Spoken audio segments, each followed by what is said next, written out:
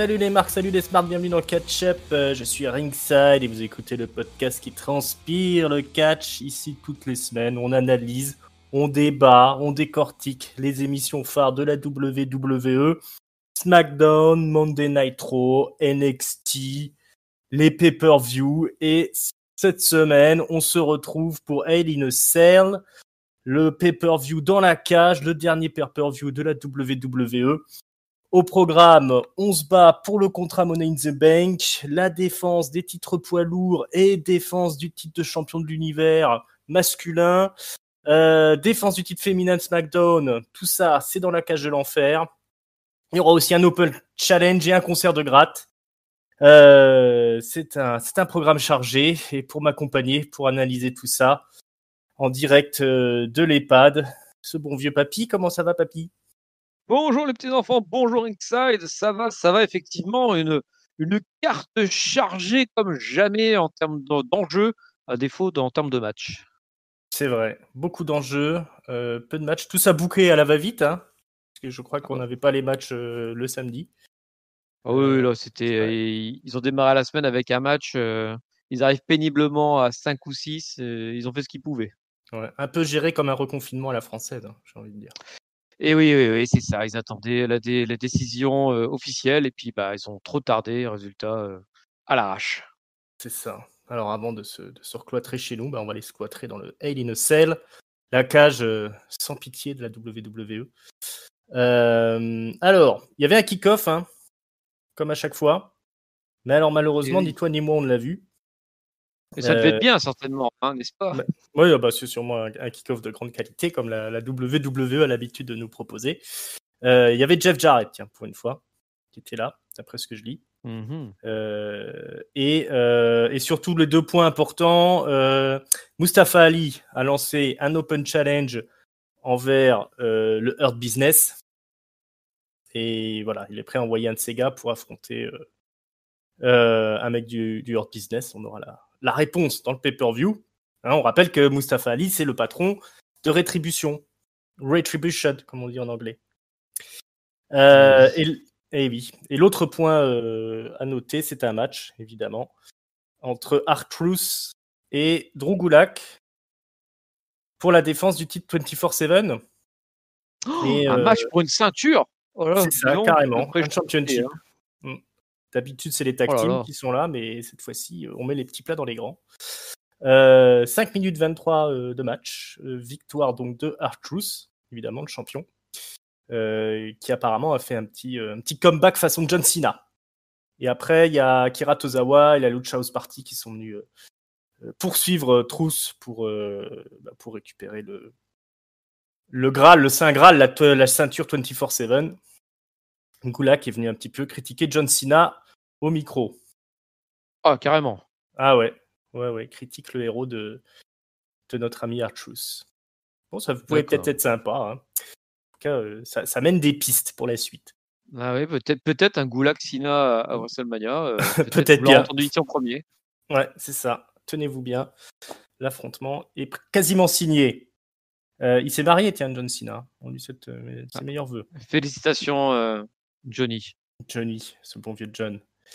On va commencer par rentrer dans le pay-per-view, le gras du plat de résistance, j'ai envie de dire, puisqu'on démarre tout de suite avec la défense du titre de champion. C'est quoi alors ? C'est champion de l'univers. C'est ça, hein. WWE Universal Championship détenu par Roman Reigns, qui affronte son cousin Jey Uso, des Uso, la célèbre équipe. Et ils s'affrontent dans le Hell in a Cell, sachant que si Jey Uso perd, les Uso, les 2 frères, deviennent les acolytes de Roman Reigns.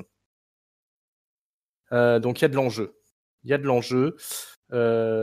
Donc, ça se fout sur la gueule assez méchamment. Hein. On va utiliser des chaises, on va aller s'exposer contre les grilles. Roman Reigns, il va quand même enchaîner les spears. Hein. Il va s'en manger 2 ou 3 des spears, ce bon vieux Jey. On va même sortir. Alors, c'est des tombées de 2 à chaque fois. C'est un I Quit match. Hein, j'ai obligé de préciser. Ouais, donc il n'y a pas de tombée. Hein. Et c'est le mec qui dit I quit qui a perdu. Donc, on va même utiliser comment ils appellent ça, une strap, une lanière, comment t'appellerais ça, toi, en français? Oui, effectivement. Strap, c'est bien. On va dire un Strap, strap, c'est tout le monde bien. comprend. Allez, un strap. Pour étrangler Roman Reigns, essayer de le faire crier I quit, mais il va passed out, comme on dit, il va s'évanouir.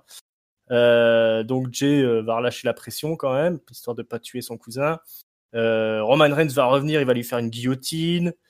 Et puis après, il va continuer à lui taper dessus. L'arbitre va essayer de le faire arrêter. Il lui dit c'est bon, c'est fini, il se relèvera plus là, Jey Uso. Mais non, Roman Reigns il dit non, il faut qu'il dise I quit. Je veux l'entendre dire les mots I quit. Et il prend l'arbitre, il dit c'est toi qui es fini, tu dégages. Hop, il se débarrasse de l'arbitre.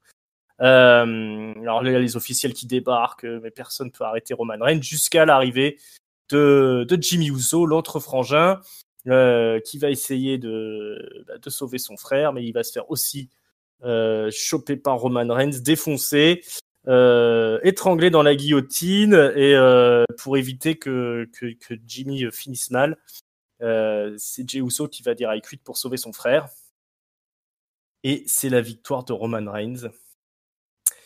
Après un match qui a duré 29 minutes 09. Un match à la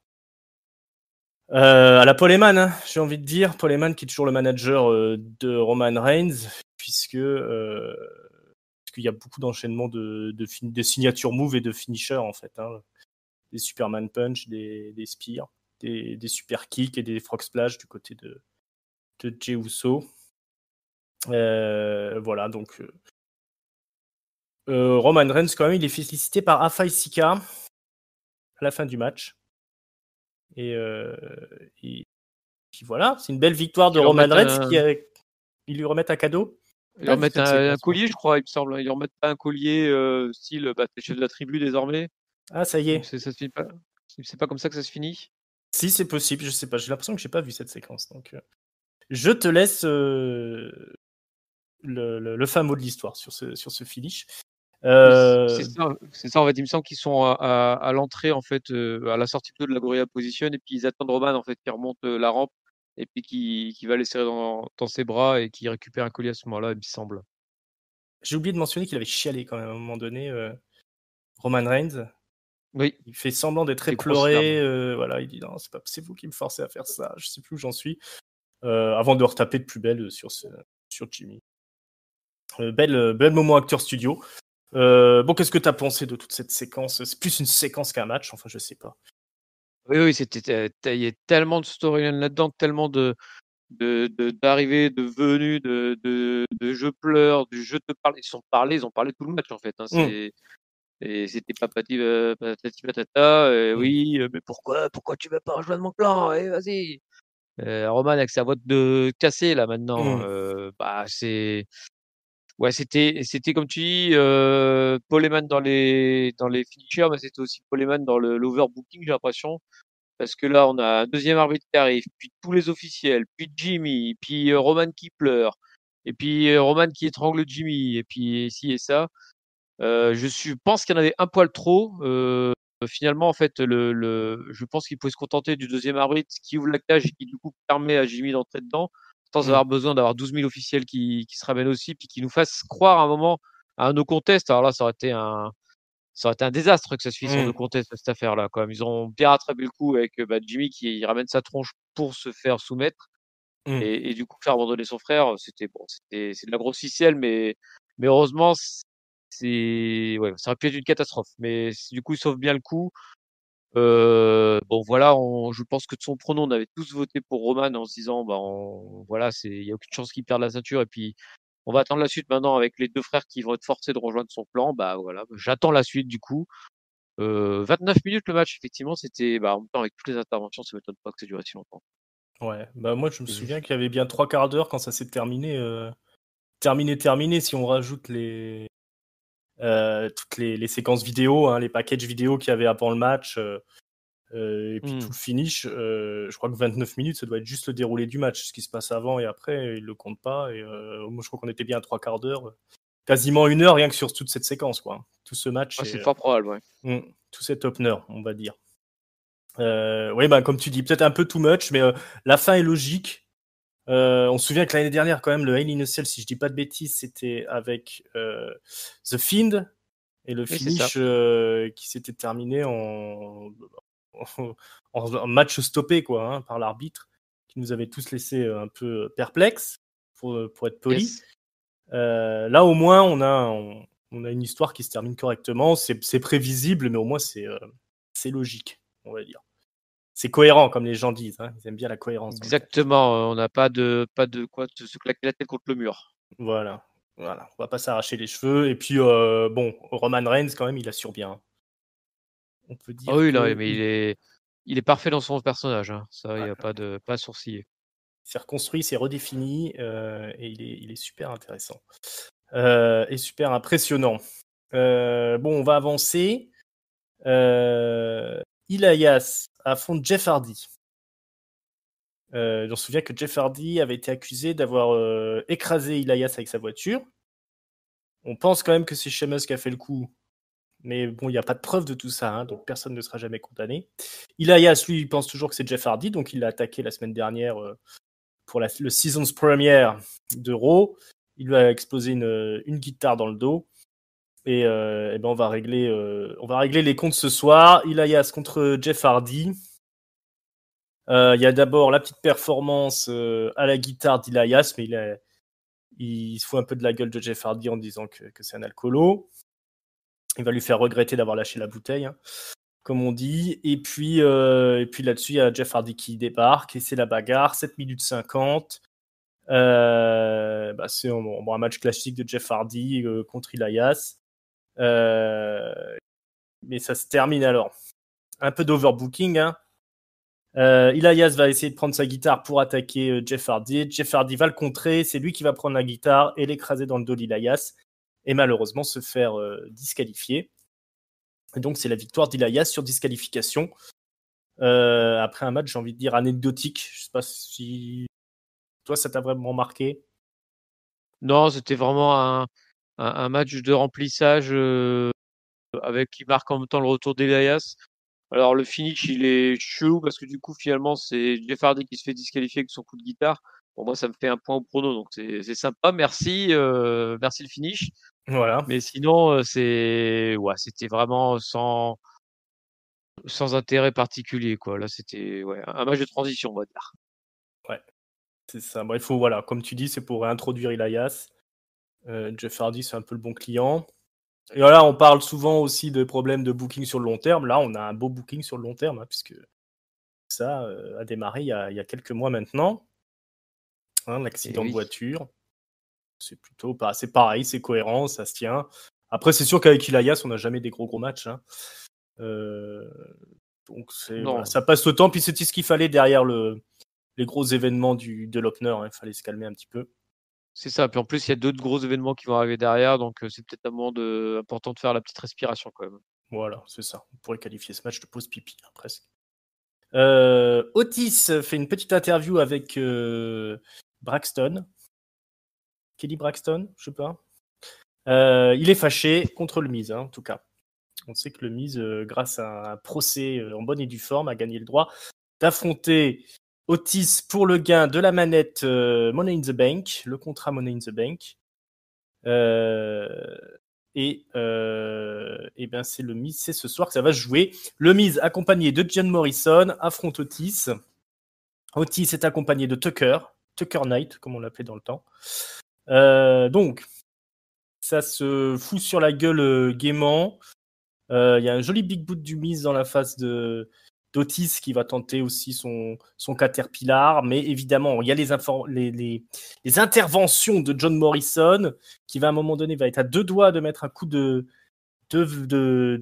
mallette dans la tête de Otis dans le dos de l'arbitre, mais il est bloqué. Donc là à un moment donné il y a Otis qui va tenter une espèce de soumission sur le Miz, et c'est alors que gros rebondissement, puisque c'est Tucker qui va attaquer Otis, lui mettre une patate, et permettre au Miz de gagner le match. Oui, le Miz a gagné, c'est lui maintenant Money in the Bank. Otis a été trahi par son bon copain Tucker. Je sais pas s'il y a eu, je crois qu'il n'y a pas eu de prise de soumission, ça j'invente, mais en tout cas, trahison de Tucker sur Otis, défaite d'Otis qui perd sa manette durement gagnée. Bon, bah, qu'est-ce que tu as pensé de ce match? Qu'est-ce que tu as pensé de ce rebondissement inattendu? Un rebondissement inattendu, effectivement. Alors, inattendu, mais à la fois attendu, parce que je pense que beaucoup de gens attendaient et espéraient secrètement, voire même ouvertement, chaque nuit que Otis perde la mallette. Oui, parce que bon, alors le in-ring n'a pas d'intérêt. En tout cas pour moi. De toute façon, Otis, malheureusement, n'a pas un catch qui fonctionne en huis clos, je trouve, parce qu'il c'est le en fait, problème, il ça. fait que des prises pour agir avec le public. Alors sans public, ça sert plus à grand chose. C'est ça. Et donc, bah, on avait un porteur de mallette qui était plus intéressant, qui en plus a eu un push qui était complètement arrêté puis redémarré à l'arrache alors qu'il était au fond du trou. Donc c'était devenu, je pense, une situation intenable pour Otis. Il y avait deux solutions, soit le faire cacher n'importe comment et le faire planter, soit lui faire perdre la mallette. La solution de faire perdre la mallette, je trouve que pour moi, c'était la meilleure parce que bah, déjà, ça permet de raconter l'histoire. Ça permet de raconter l'histoire pour deux personnes minimum. Donc le mec qui la permet et le mec qui va la récupérer. Là en plus, ça va jouer sur la corde de Tucker qui trahit en mode big cass. Je pense que beaucoup de personnes l'ont relevé, que ça rappelait grandement le turn du big cass, mais en espérant bien sûr une meilleure suite pour Tucker parce que le pauvre big cass, entre les blessures et puis sa débilité profonde, c'était un peu compliqué. Et donc voilà, donc bah c'est un grand événement dans cette soirée, ce changement de porteur de mallette. J'attends de voir la suite et puis j'espère aussi que ça permettra à Otis justement de relancer quelque chose en mode bah justement maintenant il a une nuit mortelle avec Cass, finalement je le dis, avec Tucker. Et puis il faut qu'il se reconstruise ce garçon là, faut qu'il fasse quelque chose. Je ne jette pas la poubelle, mais là vraiment il faut construire quelque chose pour Otis. Construisons quelque chose pour Otis. Alors, il y a une séquence derrière, dans les backstage où le Miz pavane avec sa mallette accompagné de Morrison. Ils se font attaquer par Otis. Il y a Tucker qui est là aussi, qui se fait attaquer par Otis précisément. Tucker qui a dit voilà, il est rien sans moi, Otis. Je l'ai toujours aidé. Alors, il explique que c'est lui qui était derrière certains trucs qui se sont passés dans les semaines qui se sont déroulées à SmackDown. Mais ça se fout quand même un petit peu sur la gueule. Il se fait un peu tabasser par Otis avant de fuir. Ouais, donc comme tu dis, effectivement, c'est plutôt bien joué. Hein, c'était la meilleure solution. Hein, moi, je suis d'accord de faire perdre Otis là-dessus. Trahison de Tucker. Je pense qu'il y a des choses à faire avec Tucker, qui est quand même un bon catcheur, un bon gros bébé. Je pense qu'il a repackagé, ça peut donner quelque chose. On espère que ça sera pas mal droit au micro en plus. Hein. Ouais, pas mauvais au micro. Ça m'a l'air d'être un gars solide. Espérons qu'il ait une meilleure carrière qu'un Chad Gaspard ou un Big Cass qui avait fait des turns un petit peu similaires. Feu Chad Gaspard, hein, paix à son âme. Ah oui, c'est vrai. Voilà, non, tout ça a plutôt bien joué. Encore une fois de la cohérence, encore une fois de la logique. Non, tout ça c'est plutôt bien déroulé. Puis c'est super cool d'avoir le Miz qui est la mallette. Hein. C'est un très bon porteur de mallette, le Miz. Mine de rien. Oui, il va pouvoir faire chier le monde. C'est ça. Bon, celui qui est un peu blousé dans l'histoire, c'est John Morrison. Hein. Il a l'air de s'éclater à faire le gogol avec le Miz, mais alors, un peu plus pour Morrison. À un moment, je m'étais dit, est-ce qu'ils vont pas justement se servir du Miz et justement de faire une stipule à con, genre 2 contre 1, et que du coup Morrison récupère la mallette à la place du Miz, ça aurait été marrant aussi. Ouais. Mais oui, bah, comme tu le dis, visiblement, faire le compte, ça le suffit pour l'instant. Bon, après, il y a vraiment une bonne tête de débile à Morrison. Ça... C'est vrai. On n'avait jamais calé jusqu'ici, mais depuis ces derniers mois, on voit que ça lui va bien. Voilà, bon débile profond. Sa gimmick de bas du plafond. Là. Voilà, bon, bah, à la suite, on verra qu'est-ce qui va arriver à Otis, qu'est-ce qui va arriver à Tucker, ça laisse plein de pistes. Hein. Et puis le Miz, qui va bien finir par cacher. Il y a de fortes chances qu'il redevienne champion, le Miz. Hein. Ça serait pas mal. Ouais, alors après, est-ce que du coup, ouais, je sais pas encore, parce que ça, quelque part, si tu veux que l'histoire se termine entre guillemets bien pour lui, t'as peut-être intérêt à lui faire perdre le cash-in pour dire, bah voilà, t'as volé la mallette, Hmm. mais tu t'en sortir pas si bon compte. Moi, je, je pense que ça se finira comme ça. Bah, à voir bien sûr si ça se trouve, ils vont Un oublier peu de totalement morale. dans les prochaines semaines et Oui, c'est effectivement, ce sera un possible. cash-in classique. Ça. Bah, le Miz, il a toujours sa télé-réalité, donc il est assez connu, il est assez populaire. Il a toujours visé le, la ceinture suprême et le spotlight. Hein, le Miz, il y croit toujours. Hein, donc, je pense Mm. s'il a joué le gogol depuis des mois, c'était aussi peut-être parce qu'il avait le droit à une petite carotte à l'arrivée. Donc ça, on verra dans les semaines qui viennent, mais en tout cas, c'est assez enthousiasmant, hein, toute cette histoire. Et maintenant, on arrive à quelque chose d'encore plus spectaculaire, puisque c'est le match Hell in a Cell entre Sasha Banks et Bayley. Bayley est la championne de SmackDown, et elle défend son titre contre Sasha Banks. On se souvient de l'énorme trahison de Bayley sur Sasha. Elle l'avait attaqué à coups de chaise, elle lui avait plié la nuque. Mais Sasha est revenue pour se venger et ça va se régler dans la cage. On nous apprend quand même qu'elle est invaincue dans le Hell in a Cell, Sasha Banks. Je crois qu'elle avait affronté Charlotte et Becky Lynch, si je dis pas de bêtises. Elle avait Et gagné les deux. apparemment, Elle elle est a invaincue gagné. ou alors c'est juste celle qui a participé à tous les NSL. Moi, j'ai compris ça comme ça. Ah, C'était la d'accord. seule fille à participer à tous les NSL, Ah, qui est donc, ouais, forcément, parce qu'il parce y en a eu que trois. maintenant que j'y pense, je pense qu'elle a perdu les 2 matchs. Bah, il me semble aussi qu'elle les a perdus, c'est pour ça. Ouais, Par contre, elle les a c'est participé à ça. tous. Ah, bah, écoute, bravo à elle. Je croyais qu'ils étaient en train de monter une streak pour Sasha Banks dans les Hell in a Cell. Mais, Une streak de participation, c'est une déjà ça. streak de participe, c'est bien. Donc du coup, il se passe beaucoup de choses hein, dans ce match. Hein. On va utiliser des tables, des kendo sticks. Il va y avoir des spots très très violents. Il y a aussi un sunset flip là où elle atterrit dans les chaises. Sasha Banks. C'est surtout Sasha Banks qui va morfler pendant tout le match hein, parce que Bayley réussit à prendre l'avantage. Et c'est surtout Sasha qui va bouffer.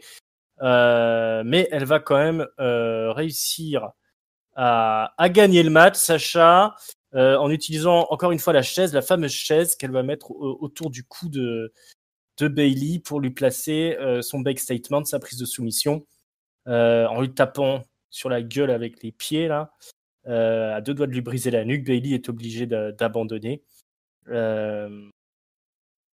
Gros match de 29 minutes, c'était long, hein. C'était 26 minutes 32 précisément, pardon.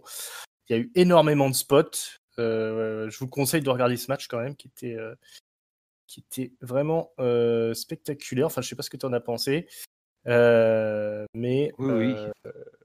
je pense qu'elles ont rendu une bien belle copie, les deux. On s'attendait de toute façon à un match énorme.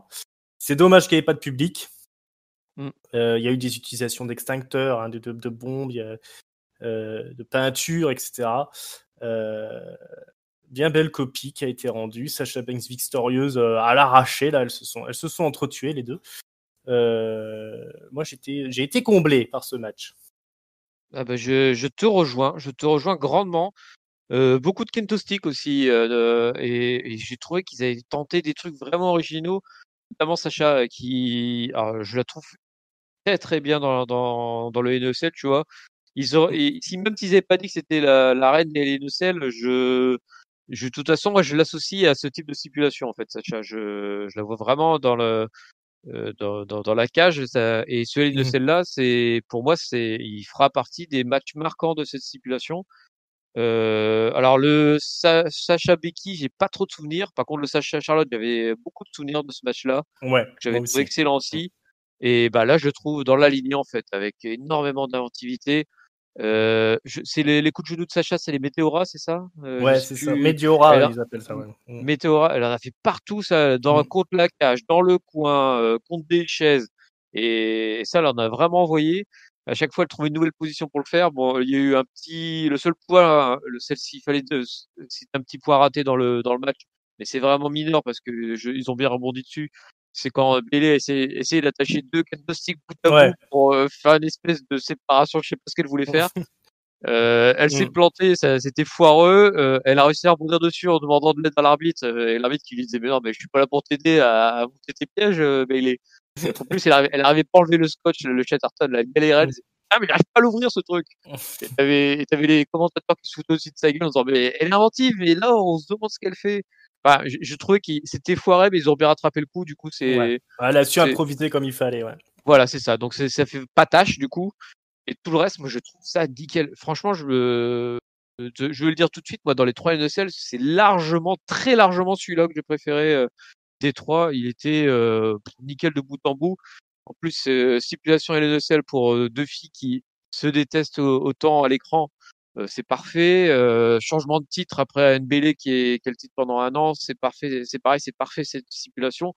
Enfin, je vois pas ce qu'on peut reprocher à ce match-là. Alors peut-être des longueurs, mais j'ai même pas moi. Enfin moi en tout cas, il m'a pas semblé si long que ça parce que c'était haletant en fait à se dire laquelle des deux teignes en plus qui se foutait sur la gueule, à jamais vouloir abandonner, jamais vouloir en finir. Et puis bah voilà, c'est Sacha qui remporte, une grosse victoire pour elle. Je suis content pour elle et puis bravo les filles. Depuis le temps que je disais il faut qu'elles arrêtent de parler, qu'elles se tapent sur la gueule, bah, elles se sont tapées sur la gueule, elles l'ont bien fait. Ouais, c'était leur année, hein, aux deux, j'ai envie de dire. Effectivement, je suis tout à fait d'accord avec toi. C'était de loin le Hell in a Cell le plus spectaculaire de la soirée. Le Sasha Banks, Becky Lynch, ce que je me souviens, c'est qu'il était aussi vachement bien, mais qu'il a été éclipsé par le match avec The Fiend, qui a eu ce final catastrophique, et du coup, on ne s'en souvient plus. Mais je me souviens que c'était un très très bon match aussi. Et là encore, voilà, elle marque le coup. C'est pas pour rien que moi je dis depuis des années maintenant que Sasha Banks c'est la meilleure catcheuse du monde et Bayley elle est à un très très haut niveau aussi. Bon, généralement quand elles sont face à face, ça donne du très très beau match. Là c'était spécial, c'était un Hell in a Cell, mais du coup elles ont vraiment utilisé la stipulation. Comme tu dis, elles ont inventé des trucs, elles ont été stiff, elles ont été violentes. On avait peur pour elles. Le selling de Sasha Banks il est incroyable. Et puis Bayley, elle est versatile, elle sait tout faire dans le ring. Non, je crois que ça va être un de mes matchs de l'année, hein, concrètement, ce match-là. J'ai vraiment beaucoup de mal avec les matchs sans public. Mais là, pour le coup, j'étais vraiment dedans du début à la fin. Oui. Et je dis chapeau, non, vraiment, c'était. Surtout moi qui suis en plus pas fan du catch féminin. Quand c'est Bayley et Sacha, moi je peux que m'agenouiller et admirer le travail. Hein. Il y a vraiment un très très haut niveau avec ces deux filles-là. Ça fait partie des matchs qui me font oublier qu'il n'y a pas de public, quoi. Tu vois, Ouais, c'est ça. Pour le coup, j'étais dans la cage avec elle, à la regarder, se foutre dessus. Du coup, ceux qui ne regardent pas parce qu'il n'y a pas de public, je pense notamment à Giscal, n'hésitez pas. Ce match-là nous fait oublier qu'il n'y a pas de public. C'est ça. Voilà, ce sera un match qui restera un petit peu dans les mémoires, celui-là, je pense.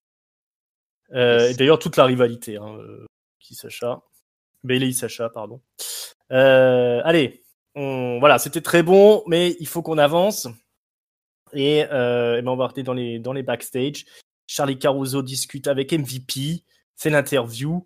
Qui va représenter le Hurt Business face à Retribution? Ils prennent pas de risque. Hein. Ils envoient à Lashley, Bobby Lashley. Et il va affronter Slapjack. Slapjack. Parce que je crois qu'ils avaient le droit de choisir l'adversaire. C'est ça, ils pouvaient choisir qui ils envoyaient du Hurt Business et choisir en plus qui ils affrontaient de Retribution. C'est ça. Et Shelton Benjamin suggère d'affronter le gars avec le masque rigolo. Donc, on ne sait pas de qui il parle, vu qu'ils sont tous à masque rigolo. Il a dû préciser du coup derrière. Voilà, donc il a dit c'est Slapjack. Slapjack, c'est Shane Thorne, en vérité. L'ancien membre de Team 6-1. Team 6-1. 6-1, The Mighty Don't Kneels, comme on les appelait à la Noah au Japon. Donc il y a le match, hein, Bobby Lashley qui affronte Slapjack pour le titre US en plus. Hein. Le titre US est en jeu. Un match énorme de 3 minutes 51 où Slapjack va faire ce qu'il peut, hein, des jumping DDT, des cannonball dans le coin, mais évidemment Bobby Lashley est trop fort, il va le défoncer, il lui placer sa full Nelson, le Hurt Lock, et Slapjack est obligé d'abandonner. Et là-dessus, direct, il y a Retribution qui débarque, T-Bar, Mace, la Mustafa Ali qui se sont défoncés. Alors, T-Bar et Mace, ils se font direct défoncer par Lashley. Ali veut rentrer dans le ring, mais quand il voit que c'est trop tard parce qu'il y a le reste du Hurt Business qui débarque, il s'en va. Mia Yim est là aussi, avec des vêtements trop courts pour elle, malheureusement. Et donc, Ali en retraite. Hein, et c'est un petit peu la grosse victoire du Hurt Business. Ouais, alors grosse victoire, tu t'enflammes, hein, parce que Retribution, je pense qu'on devrait les appeler Payason ou je sais pas quoi, mais ça ressemble de plus en plus à une équipe de tocards. Hein. Tocard. C'est commence vraiment à être compliqué pour eux. Ça démarre doucement. Hein, ils font pas la razzia tout de suite. C'est un diesel. Ouais. Bon, match 3 minutes 51, quoi. Il est pas mauvais, hein, Slapjack, comme on l'appelle maintenant. C'est plutôt un catcheur complet, hein, le bon vieux Shentorn, mais... Mais il est pas mauvais, mais en fait, le souci, c'est que tu crois absolument pas, quoi. C'est ça qui oui, il n'y a aucune chance terrible. qu'il puisse battre Bobby Lashley. Et puis, il doit galérer, il a l'air de galérer avec son masque, là. Il devrait leur permettre de l'enlever. Hein. Tu mets un maquillage en dessous, façon Goldust, là, et puis c'est bien, mais parce que le mec, ça se voit qu'il galère, il doit pas voir grand-chose. Ouais, il déjà que le remettre. C'est ça. Puis je soupçonne Bobby Lashley d'être un peu myope. Donc, des fois, c'est un petit peu Elle devait se chercher, du coup. C'est ça. Voilà, donc Ali, c'est pas encore son dimanche, hein, pour lui.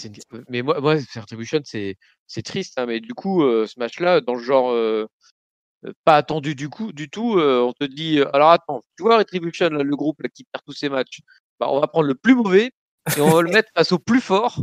Et pour le titre US, wow, accrochez-vous les gars. Le suspense était à 0. Bon, après, je crois que leur business, il perdait un petit peu aussi au début, non? Contre Retribution, depuis que Retribution s'est dévoilé avec Ali, là, par contre, ils font que les massacrer, quoi. Oui, non, mais au tout début de Hurt Business, quand il n'y avait pas encore. Quand ils étaient 50. Ouais. Mais maintenant qu'ils sont plus que 4. Non, mais avant qu'ils soient en guerre avec le Hurt Business, avec Retribution, quand ils ont démarré le Hurt Business ensemble, les premiers matchs. Oui, ils perdaient contre des ricochets des machins. Et autres comiques. Et par contre, ils peuvent pas battre. Bref, ils massacrent Retribution, quoi. Non, mais je veux dire, c'est peut-être le même sort de démarrage entre Retribution et Hurt Business. Ah oui, d'accord, je sais ce que tu veux dire. D'ici 2-3 semaines, tu vois ce que je veux dire. Ouais, sauf que le souci, c'est que Retribution. À voir. Mais voilà, on sait pas qui c'est. Le Hurt Business, encore, ils avaient des segments micro assez marquants. Ils avaient comme déboulé à feu Underground aussi. Hein. On a beaucoup de feu ce soir. Ils avaient défoncé tout le monde. Enfin, ils avaient comme quelques passages marquants avec Retribution. Depuis l'arrivée d'Ali, c'est désillusion sur désillusion.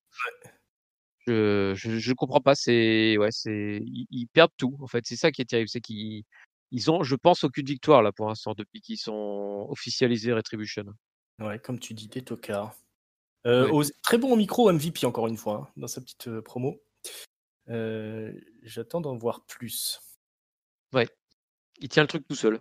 Parce que vu qu'il a pas d'opposition, il est obligé de tenir, de faire à la fois le mec qui gagne et puis vendre Retribution malgré eux. C'est ça, parce qu'en plus, c'est avec Bobby Lashley, Shelton Benjamin et comment il s'est Carlton. Alexander. Voilà, Alexander. Il y a personne pour l'aider au micro, donc. Ah oui, non, c'est les 3 mulets là. Voilà, beau boulot de MVP. Allez, c'est déjà l'heure du main event, hein, figure-toi. On avait dit qu'il n'y avait pas beaucoup de matchs.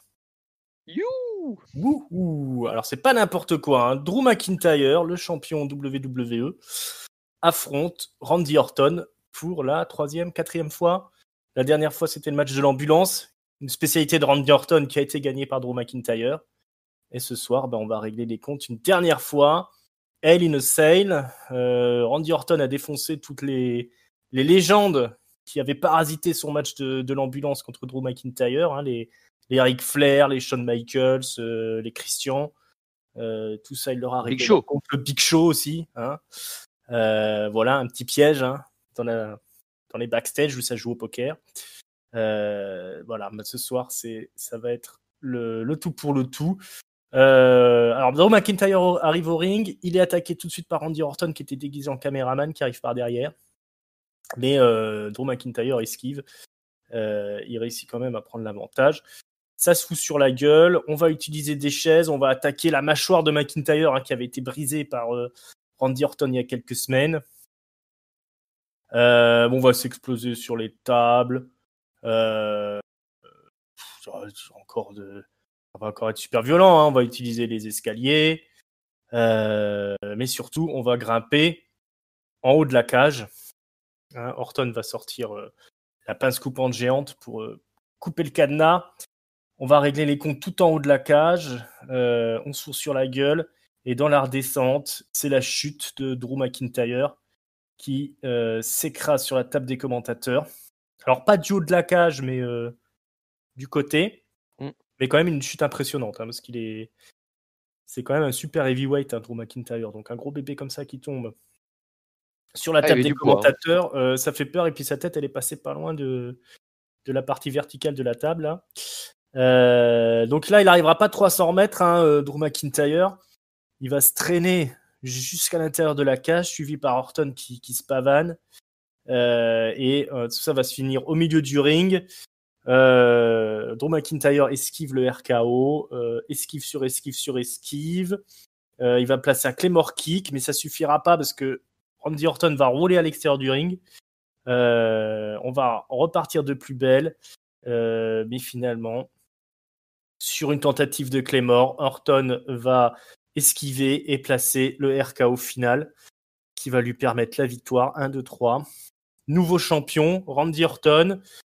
McIntyre terrassé qui aura morflé du sang dans la bouche. Hein, visiblement, la chute lui a fait très très mal. Un match quand même impressionnant hein, pour ces deux grosses baraques. C'était quand même assez violent. C'était diront peut-être un peu mou. Moi, ça va. J'ai été plutôt satisfait de la confrontation entre Orton et McIntyre. Et donc, Randy Orton, nouveau champion. À la surprise quasi générale, sauf de ceux qui s'y attendaient, évidemment. Exactement, comme moi. Moi, j'avais parié sur Orton. Je sentais que c'était le moment pour Orton de reprendre le titre. Oui. Et d'offrir peut-être une opposition heel à tous les faces qui en veulent. Alors moi, je fais partie des gens qui ont un peu de mal qui ont eu du mal à entrer dans le match. Comme je disais tout à l'heure, j'étais bien pris par l'émotion du match Sasha Bailey. Et du coup, ce match-là qui a démarré en mode un peu, alors même si Orton a attaqué direct, j'ai trouvé comme qu'il était un peu diesel par moment. Ce match-là, en même temps, c'est deux gros balourds là qui se foutent sur la tronche, donc c'était pas forcément aussi vif que deux jeunes femmes, comme on a pu voir précédemment. Donc j'ai pas réussi à rentrer dans le match et malheureusement ils ont pas réussi à me faire rentrer dans le match. Même le petit passage sur j'ai trouvé ça super long aussi quand ils sont montés en haut de l'échelle, de la cage, traverser la cage, redescendre de l'autre côté. Tous ces passages-là, j'ai eu du mal à vraiment rentrer dedans, peut-être parce que j'étais usé émotionnellement, donc j'ai pas eu de ressort pour m'intéresser à ce match-là. Donc voilà. Je trouve par contre, un petit note que je m'étais déjà fait auparavant, je trouve que Drew McIntyre scelle pas très bien le RKO.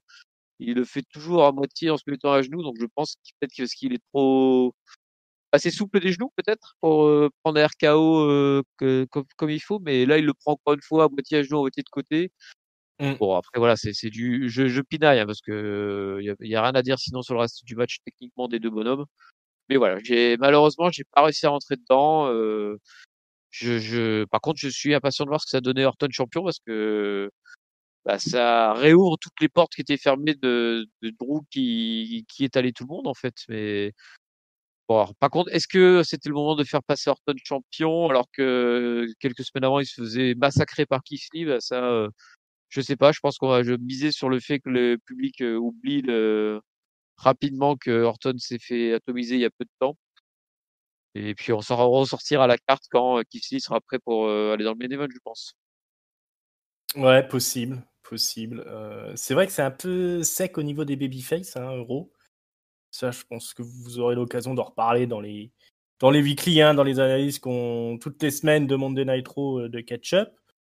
Mais effectivement, c'est intéressant effectivement de revoir Orton champion. On l'espérait à un moment donné, puisque c'était le seul qui était assez crédible pour devenir champion, hormis McIntyre. Le timing est un peu bizarre parce qu'effectivement, c'est le 3e match. Jusqu'ici, il a toujours perdu, Orton. Maintenant, c'est vrai qu'il y avait eu des interventions des légendes dans le match de l'ambulance. Et puis finalement, c'est un roll-up. Donc l'un dans l'autre, il est jamais vraiment perdu vraiment clean. Ouais. Terrassé, quoi. Mais par contre, il s'était fait terrasser par Kisly. Ouais. Par contre, il s'était fait même squasher, on peut dire, hein, presque. Oui. Donc effectivement, il y a de fortes chances qu'on voit Keith Lee dans les prochaines semaines s'attaquer à Orton. Parce que le porteur de manette, c'est le Miz. C'est un heel aussi, donc même si il avait caché à l'époque sur Orton lui-même pour devenir champion, le Miz, et qui apparemment il joue sur la corde à Monday Night Raw, sur le fait que ça peut très bien se reproduire. Il faudrait quand même faire affronter un beau babyface. Il y aura peut-être le retour de Edge aussi. Bah moi j'ai misé là-dessus. C'est pour ça que j'avais misé sur Orton. Ouais. C'était en me disant, je pense que Edge ils vont vouloir lui filer un titre, sauf s'il est vraiment cuit complet. Mais je pense qu'ils vont vouloir lui remettre un titre pour valider entre guillemets son retour. Et donc c'est pour ça que je me dis si Edge est sur le point de revenir, parce que sa blessure c'est à peu près la même que Mysterio. Il me semble que Mysterio est aussi sur le point de revenir. Du coup, fallait le redonner le titre à Orton pour faire gagner Edge. Après, on peut avoir une surprise et McIntyre qui reprend le titre à TLC ou une connerie comme ça. Hein. Oui, c'est pas impossible non plus. Mais alors, on suppute dans les milieux autorisés qu'en fait, il souhaiterait faire gagner le titre à McIntyre devant un public pour avoir un peu d'émotion pour vraiment l'asseoir comme un vrai main eventer. Mais bon, c'est tirer un petit peu des plans sur la comète. C'est pas pour tout de suite, hein, je pense. Ouais, après, je sais pas comment ça se passe aux États-Unis. C'est peut-être un peu plus en train de se rouvrir que chez nous, mais effectivement, on n'en prend pas le chemin tout de suite, du moins un grand public comme on a connu à la grande époque. Ouais, qu'il le fasse comme au Japon. Hein. Là, il y a le G1 Climax qui vient de se terminer. Il y avait du public avec les mesures barrières, les masques, une place entre chaque personne. Ça fonctionnait très très bien. Hein. Donc, inspirez-vous de ça un petit peu, les Américains. Voilà. Parce que le rayon écran plat du Carrefour là, ou de Boulanger, c'est bien, mais c'est un peu triste quand même. Et si on donnait les avis un petit peu de nos collègues. Vas-y, fais-toi plaisir. Avant de passer au mot de la fin. Alors, qu'est-ce qu'on a comme avis ? C'est sur Elinocel. Raphaël, hein, qui a des problèmes techniques à l'heure actuelle, qui reviendra bientôt. Tous les matchs en cage étaient trop longs. Alors tous, sans exception. La carte était très bizarre, pas assez de matchs, et le reste était à laisser en weekly. C'est dur ça. Le match de Jeff Hardy avait rien à foutre là, effectivement. Idem pour celui de Lashley. C'est pas faux. Le changement de mallette, c'est un événement énorme. Il aurait largement mérité d'être le main event d'un SmackDown avec un fil rouge tout au long de l'émission autour de ça pour un climax final. Ouais, mais ça aurait pas laissé grand-chose dans la carte d'Hell in a Cell. Oui, si t'enlèves tout. Voilà. Reigns a été un très bon comédien, très émouvant, mais on n'a pas vu de catch dans ce match, effectivement. Et ça ressemblait beaucoup à leur précédent affrontement, sauf qu'on n'a jamais cru chez capable d'y arriver. Un peu comme le précédemment. Quand j'ai vu arriver tous les officiels, j'ai vraiment cru qu'on allait vers un autre Hell in a Cell finissant sur un no contest comme la merde de l'an dernier. D'ailleurs, normalement, un I Quit match, il n'y a pas un micro. Ah oui, là, il n'y a pas besoin parce qu'il n'y a pas de public. De mémoire, si. Bref, j'ai eu l'émotion, j'ai vu l'intensité, mais tout ça était un peu brouillon pour au final un résultat prévisible. Bayley versus Banks, un peu long aussi, on s'en souviendra pas dans un an, mais victoire logique et fin de règne légitime. Je ne suis pas d'accord. Drew versus Orton, incompréhensible passage de sortie de la cage, monté sur le toit pour 1 minute, tout ça pour une chute finale. Certes, j'étais favorable que ce run heel incroyable d'Orton se finisse sur une prise de titre et dans une stipu pareille, c'est logique. Chapeau à Drew, qui même en perdant reste magnifique. Le top pour lui, Drew McIntyre pour l'ensemble de ce règne, pour être peut-être le plus beau règne de ma carrière de suiveur de la WWE. Bah dis donc. Oui. Plus beau règne en plein confinement, Raphaël ? Je suis pas trop d'accord. Le traitement du Money in the Bank, c'est son flop. Hein. Tout était balourd. On a vu Tucker se positionner la mallette 1000 ans avant. C'était mal exécuté et téléphoné. Ça se passe pas le bonsoir en plus. Première fois qu'une mallette change de main depuis 10 ans. Le Miz, premier double détenteur depuis CM Punk. Il fallait plus d'emphase là-dessus. J'espère un cash-in sur Orton. C'était déjà la configuration pour le premier titre WWE du Miz. Note 2,25. Il s'est passé beaucoup de choses et pourtant, on n'a pas l'impression d'avoir vu un grand PPV. Pay-per-view. L'avis de tonton Chris. C'est long alors qu'il y avait 5 matchs. Une sorte de takeover en fait. Top, le Miz. Alors c'est jamais long un takeover. Top, le Miz qui chope la mallette. Enfin, allez, on passe à une autre chose maintenant. Et le flop, c'est Elias contre Hardy. Zéro intérêt, zéro enthousiasme, pause pipi. Une note de 2. C'était vraiment pas terrible. Un pay-per-view de transition en quelque sorte, malgré la défaite majeure de Drew et la prise de pouvoir de Sacha. Et j'ai l'avis de Papy aussi, mais je vais pas le lire. Bah oui, je vais le dire moi-même. Parce que tu vas le lire toi-même. Alors je vais voir si tu relis ce que tu dis ou si tu vas improviser. Non, je vais essayer de le faire de tête. Ils sont un peu déçus, nos collègues, hein, sur ce pay-per-view. Oui, alors je partage un peu leur déception, comme comme je pense que ça a pu se ressentir sur la dernière partie en fait. C'est-à-dire que moi j'étais ultra hypé au moment où mon main event perso c'était le match des filles. Puis après, alors la Retribution, ça m'a fait retomber dans le jeu morphotisme. Et le main event, j'ai pas réussi à raccrocher les wagons, j'ai pas réussi à m'y intéresser. Du coup, je donne mon flop d'ailleurs au main event. Pourquoi? Non pas parce que c'est un mauvais match, mais c'est parce qu'il a, voilà, il a pas réussi à me rattacher les wagons, à me faire finir sur le plus sur un bon goût. Voilà, il a pas réussi à me rattraper et du coup, je me dis que c'était peut-être pas le match à mettre en main event. Mais en même temps, c'est la fin de règne de Drew, donc c'était particulier. J'aurais pas mis le match des filles en main event. C'était tellement bon et c'était aussi la fin d'un grand règne, peut-être même sûrement d'ailleurs plus grand que celui de Drew, le règne de Bailey. Donc voilà, donc j'aurais mis celui-là en main event et je pense que j'aurais fini sur un meilleur goût. Moi, finalement, quand je finis par view, mon premier souvenir quand je reviens en arrière, c'est le match des filles, donc c'est-à-dire 1 heure avant la fin. Enfin, peut-être pas 1 heure, mais une demi-heure, 3/4 d'heure, on va dire, avant la fin. Donc c'est qu'il y a un petit souci sur la fin. Mon top, bah, sans surprise du coup, bah, c'est les filles, hein, les filles qui ont fait un match super et que je pense que je reverrai sans souci, avec grand plaisir. Et ma note, du coup, bah, l'un dans l'autre, je vais mettre la moyenne, je vais mettre 2,5 grâce aux filles. Le match de Roman Reigns, c'était pas mal non plus. Le reste, c'était vraiment dispensable. Donc voilà, donc c'est le match des filles qui sauve la moyenne. Ok, 2,5, 2, 2,25. Et toi, Ringside? Ouais, alors bah moi je l'ai vu en plusieurs fois. Hein. J'ai regardé une première partie la nuit, une deuxième partie le lundi et le mardi, ce matin, hein, je crois que j'ai fini par regarder le main event. Donc du coup le main event il est bien passé parce que j'étais peut-être pas aussi épuisé que vous qui avez tout regardé d'une traite. Donc du coup j'ai plutôt bien apprécié le pay-per-view. Maintenant je l'ai vu de manière un peu tronquée, donc je sais pas si mon avis est pertinent. Oui, il est toujours pertinent. C'est vrai, en même temps. Le top, je vais faire comme toi, je vais le donner aux filles. Hein, je vois pas comment on peut faire autrement. Ça a été vraiment spectaculaire ce match. Moi, je suis un fanboy de Sasha Banks, hein, je crois, simplement.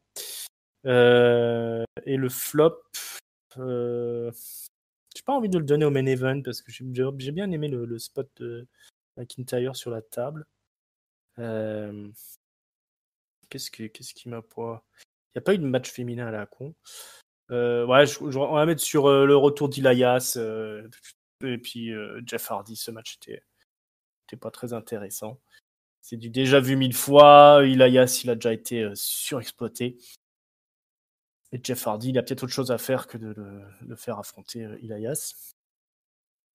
Donc voilà, je vais mettre 3 moi au pay-per-view. Je trouvais ça plutôt cool. Un bon 3 quand même. Voilà, je trouve que tout est cohérent, tout se déroule bien. Il y a un petit peu de surprise et puis mais tout reste logique. Moi j'aime bien quand c'est comme ça. Je suis pas, ça me dérange pas qu'un final soit prévisible. Si c'est cohérent, cohérent. Je déteste ce mot, mais c'est efficace quoi. On va dire. Il y a une logique. Voilà, moi, en plus, tout est bien à sa place. Orton champion, Drew qui va devoir prendre sa revanche, Otis qui perd la mallette, le Miz qui est maintenant le Money in the Bank winner, donc ça c'est super intéressant. Sasha est de nouveau championne. L'ami Roman Reigns, il s'impose comme le patron de la famille. Il y a que Retribution qui est un peu dans une position délicate, mais je sens qu'il va se passer quelque chose. Je pense que quand même Ali a un plan et Faut espérer.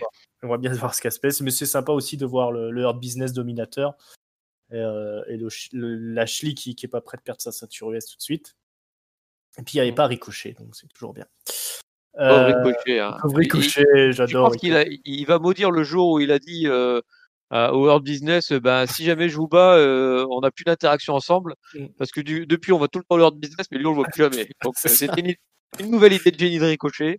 Voilà. Bravo garçon, continue comme ça, tu auras une grande carrière, je te l'annonce.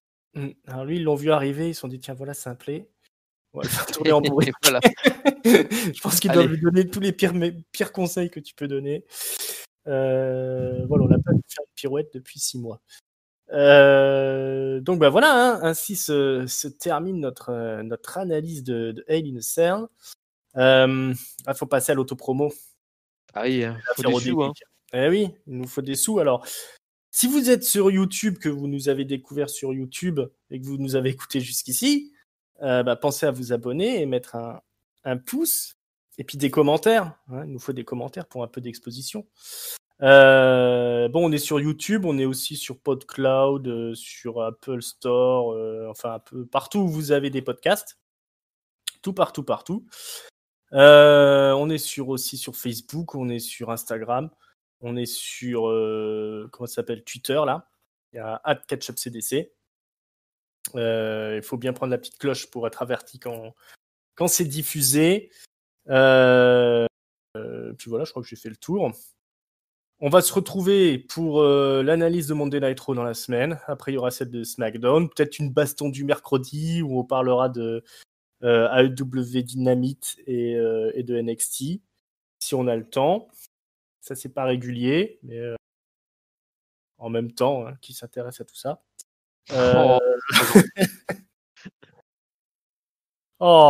C'est abusable ces trucs de catch à la con là. Mais non, mais franchement, parfois il y a des trucs sympas, quoi. Me dis pas ça. C'est vrai. Finn Balor. Voilà, donc tout ça, vous nous retrouvez dans la semaine. Bon papy, merci beaucoup d'être venu. Merci Ringside de m'avoir inclus dans ta belle émission de LNECL. C'est vrai. Une bien belle émission en effet. Merci surtout d'être venu. Voilà, je pense que tu retrouveras les auditeurs bientôt pour Monday Night Raw. Je sais plus, je voulais dire un truc, mais je crois que j'ai oublié. Voilà, vive la République, vive la République, vive la France, et on est bientôt reconfinés, donc vous aurez que ça à foutre que de nous écouter. Donc on va essayer d'être au rendez-vous. Allez regarder les 2 finales du G1 Climax, le final du bloc A, final du bloc B, c'était super. La finale en elle-même était pas au rendez-vous, mais le tournoi était magnifique, et en particulier les 2 finales des 2 blocs. Voilà, si vous regardez ça, vous serez content. Les bons plans de Ringside. Les bons plans, il y en a toujours. NJP en force, il y a du public, donc il y a des beaux matchs et il y a du public, c'est super. Voilà, pour le reste, comme je vous ai dit, on se retrouve très bientôt. Merci de nous avoir écoutés, on espère que ça a plu autant à écouter que nous à enregistrer. Ciao, bye bye. Salut à tous.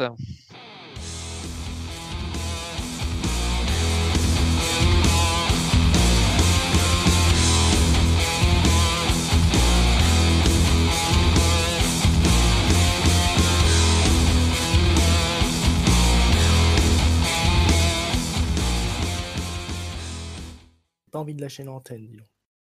Non, tu veux pas, t'as qu'à faire un peuple de catch. Ouais, peuple de catch.